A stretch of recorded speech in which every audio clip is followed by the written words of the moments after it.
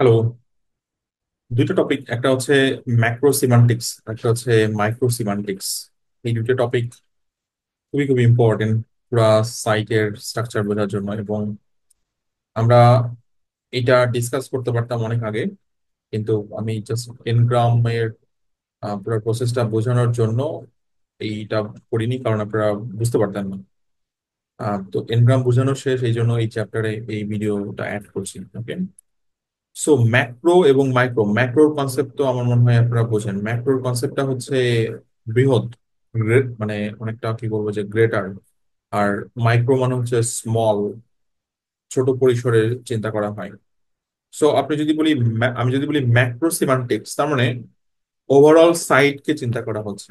আর যখন বলবো মাইক্রো সিমান্টিক্স, তখন টু দা পয়েন্টে কথা বলা হচ্ছে। ধরেন একটা আর্টিকেল, সেই আর্টিকেলের ভিতরে আহ, বিভিন্ন আউটলাইন গুলো, বিভিন্ন এন্টিটিস গুলো, দেন কন্টেন্ট স্ট্রাকচার, প্রত্যেকটা line by line, paragraph by paragraph, মানে প্রত্যেকটা জিনিস হচ্ছে আপনার মাইক্রো সিমান্টিক্স এর মধ্যে পড়ে। ওকে। So macrosemantics refers to the semantic structure and behavior of an entire website. Semantic structure and behavior of an entire website or content network, not just at the page level, but across the whole system. It includes pattern in uses, heading formats, question style, topical flow, and internal linking strategy.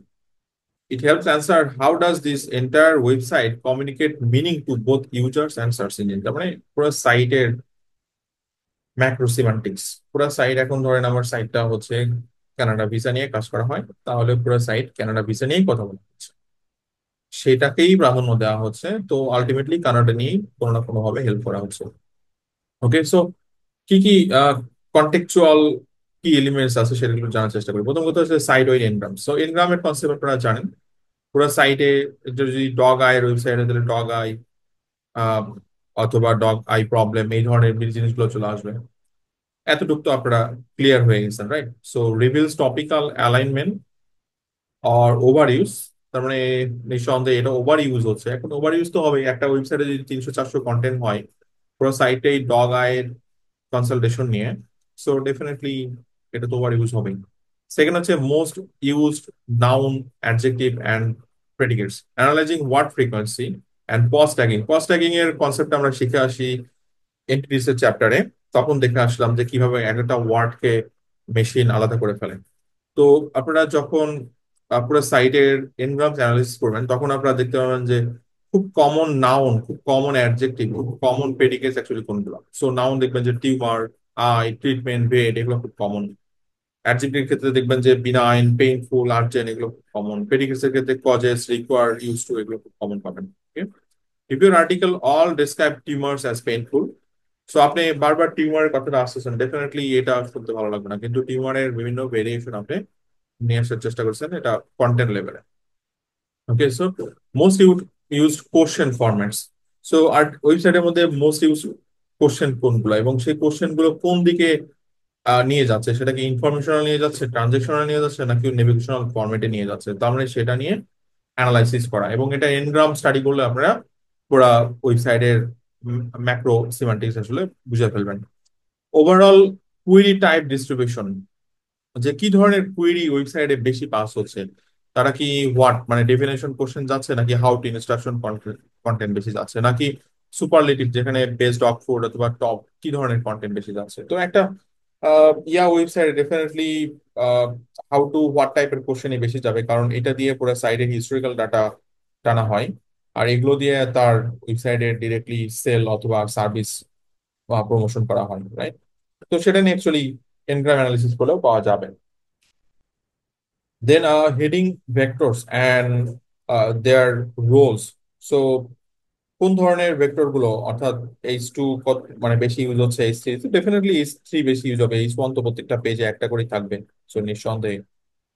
Then first word of paragraph, কোন, যেমন এখানে example ধরেন দেওয়া হচ্ছে যে an eyelid, একটা strong অথবা effective sentence হচ্ছে an eyelid lump in dog is often benign. So এখানে আইলিড দিয়া স্টার্ট হচ্ছে, আর এখানে have you ever seen a wait, যেটা হচ্ছে রিটোরিক্যাল নট ফ্যাকচুয়াল। এখানে বলে দিচ্ছে যে measure whether paragraphs begin with answer first logic. So definitely মানে কোনো ফ্লাপ দেওয়া যাবে না, জাস্ট অ্যান্সার ফার্স্ট লজিক দিয়ে অ্যাকচুয়ালি সেন্টেন্স করতে হবে, এবং এটা পুরো সাইট স্টাডি করলে বোঝা যাবে। ওকে, এবং এই ধরনের অ্যাক্টিভিটি গুলো বেশি করে মেনটেন করতে হবে, আমরা এর আগেও এটা পড়ে আসি। Linking pattern versus answer delivery, যেমন এখানে ব্যাড প্র্যাকটিসের ক্ষেত্রে বলা হচ্ছে যে to learn about treatment click here but the question is an answer. এখানে বেটার ক্ষেত্রে বলা হচ্ছে যে ট্রিটমেন্টস ইনক্লুড এইটা এটা surgery, then learn more about this. So এটা একটা ভালো pattern. Okay, then heaviest context terms, যেমন এই টার্মটা heavier term than balm. So definitely heavier term use করতে হবে যেগুলো মোস্ট ইম্পর্টেন্ট ওয়েবসাইটের জন্য, এবং টেকনিক্যাল টার্ম ব্যবহার করতে হবে। যেমন একটা এক্সাম্পল যেমন আমরা একটা এক্সাম্পল দেখতেছিলাম হচ্ছে আপনার ইলেকট্রিক কারের ক্ষেত্রে, রাইট? যেগুলো টেকনিক্যাল টার্ম সেগুলো মানে কন্টেন্টকে সিমেন্টিক্যালি অনেক স্ট্রং করে। এরপরে কুয়েরি কন্টেক্সট ম্যাচিং। সো এখানে যেমন ধরেন search engine interpret queries in multiple ways and your content should reflect that contextual probability space. যেমন ধরেন মুভি 20 কুড মিন, মানে একটা টার্ম ধরেন মুভি 20, এটা মানে বোঝায় যে ধরেন বেস্ট 20 মুভিজ, এটা বোঝায়। মুভি টাইটেল 20, এটাও বোঝায়। মুভিজ ফর 20 ইয়ার্স ওল্ড, সেটাও বোঝায়। মুভিজ ফ্রম দ্য 1920, সেটাও বোঝায়। টপ 20 মুভিজ দিস ইয়ার, সেটাও বোঝায়। তো এইটার কন্টেন্ট স্ট্র্যাটেজি কেমন হতে পারে যদি এটার উপরে করতে চান, তো একটা টাইটেল এরকম হতে পারে 20 movie meanings, best 20 movie call 20, and film for 20 years old, সেভাবে করা যেতে পারে। Then break it down by contextual segment. So segment অনুযায়ী মাইক্রো সেগমেন্ট, মাইক্রো কন্টেক্সটের মধ্যে আলাদা করা যেতে পারে। আচ্ছা, এরপরে ACRP imitation versus ACRP understanding. আপনি কারো হেডিং অথবা ফরম্যাট কখনোই কপি করবেন না, কখনোই করবেন। ওকে, বাট আপনারা কি করতে পারেন, আপনি এসিআরপি কে আন্ডারস্ট্যান্ডিং করতে পারেন, ডিকোড করতে পারেন, এবং তার উপর বেস করে আপনি বিভিন্ন ভার্সন তৈরি করলেন। ওকে, এইটা হচ্ছে মোস্টলি আপনার, আমরা বলছি যে ম্যাক্রো সিমান্টিক্স এর কথা, যেটা হচ্ছে বৃহৎ লেভেলে চিন্তা করছি। এরপর আসি হচ্ছে micro micro semantics refers to the fine grain word by word, entity by entity optimization of a content and media. It influences how search engine and language model interpret sentence structure, meaning distribution, image relevance, contextual hierarchy, all at local or sentence level। মানে সবকিছুই একদম granular লেভেলে চিন্তা করা হচ্ছে। While macrosemantics addresses what you cover and how to optimize it, মাইক্রোসিমেন্টিক্স সেখানে বলছে যে how you say it, word by word, frame by frame. So প্রথমে আসি, সেটা হচ্ছে প্রথম কম্পোনেন্ট, সেটা হচ্ছে sequence modelling. Word order matter করে। যেমন একটা এক্সাম্পল দিই, ধরেন টিচার ইয়েল অ্যাট স্টুডেন্ট, এটা সাবজেক্ট হ্যাভি, কারণ এখানে টিচার কাকে বকা দিচ্ছে অথবা চিল্লা দিচ্ছে স্টুডেন্টের উপরে। এখন আপনি এখানে ফোকাস অবশ্যই টিচার্স অ্যাকশন। আপনি যদি এটা বলেন যে student were yell at by the teacher, so এখানে অবজেক্ট হ্যাভি হচ্ছে। সো আমাদেরকে সাবজেক্ট হ্যাভি হতে হবে। আমি এই জিনিসটা এর আগেও আপনাদেরকে বলে আসছি। ওকে, সাবজেক্টকে বেশি প্রায়োরিটি দিতে হবে, কারণ গুগল ট্রিপল যে মেথডটা ফলো করে, সাবজেক্ট প্রেডিকেট অবজেক্ট, সেই মডেলটা আমাদের ফলো করতে হবে। ওকে, in feature snippet extraction, who or what appears first matters. It sets the tone and weight of the sentence in search engine parsing. Put the users put the user search entity, often the object, okay, earlier in the sentence to match their intent.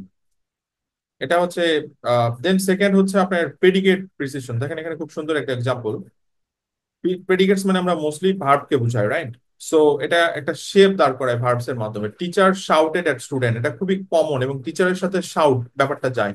টিচারকে কখনো Whisper করতে পারে? Teacher একটা response, মানে respected person, কখনো Whisper করে না। So এটা যদি আমরা, মানে আপনি বলছেন শাউটেড এবং হুইসপার দুইটা সিমিলার কন্টেক্সট, দুইটা সিমিলার ভার্ব, ঠিক আছে, সিমিলার ভার্ব, কিন্তু ওই যে word selection most important part. Dog attack the intruder, definitely dog ইন্ট্রুডারকে অ্যাটাক করবে, এটাই normal. Dog alert the owner, dog কখনোই মানে হয়তো অ্যাটাক করবে, অথবা সে কি করবে, মানে ঘেউ ঘেউ করবে, বার্কিং করবে, ব্যাপারটা এরকম, কিন্তু অ্যালার্ট করবে না। হ্যাঁ, অ্যালার্ট কনসেপ্টটা অন্যভাবে হয় যে ঘেউ ঘেউ করলে অ্যালার্ট হবে, কিন্তু সেটা মানে আপনার সেকেন্ডারি মিনিং। আমরা সবসময় ফার্স্ট মিনিং কে টার্গেট করবো, সো সেকেন্ডারি মিনিং কে আমরা ফার্স্ট প্রায়োরিটি দিব না। Choose verb intentionally. A predicate can shift your sentence from aggressive to uh, instructional or informational. Visual কথা বলে, সো ভিজুয়াল অনেক ইম্পর্টেন্ট আপনার আমাদের জন্য, কন্টেন্টের জন্য। In images subject entities are the primary object, correct? So ধরেন আমি বললাম যে এ বিয়ার নিয়ার এ ফিশ, তার মানে এখানে আমি যদি একটা ইমেজ ডেভেলপ করি, বিয়ারটাকে বড় দেখাবো, কারণ তার ইন্টেনশন সে হান্টিং, তার মানে একটা ফিশের কাছে যাচ্ছে। আমি যদি ফিশটাকে বড় দেখাই, বিয়ারটাকে ছোট দেখাই, তাহলে কিন্তু হবে না। সো এটাও একটা পার্ট মাইক্রোসিমেন্টিক্স এর। অ্যাট দ্য সেম টাইম আরেকটা বললাম যে বিয়ার নিয়ার এ লেক, তার মানে একটা লেক, বড় লেক, যেটা ন্যাচারাল ভিউ অনেক সুন্দর, এটার পাশে একটা বিয়ার আসে, হয়তো জল খাচ্ছে অথবা মাছ ধরার জন্য।